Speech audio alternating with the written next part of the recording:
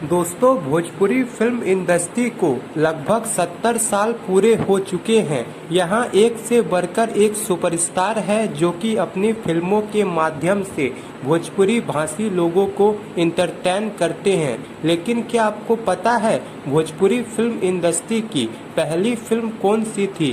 वो फिल्म कब रिलीज हुई थी? उस फिल्म का बजट कितना था और उस फिल्म ने कितनी कमाई की थी? तो दोस्तों, चलिए हम बात करते हैं भोजपुरी की पहली फिल्म के बारे में। दोस्तों, भोजपुरी की पहली फिल्म थी गंगा मैया तोहे पियरी चढ़ैबो और ये फिल्म रिलीज हुई थी 1963 में।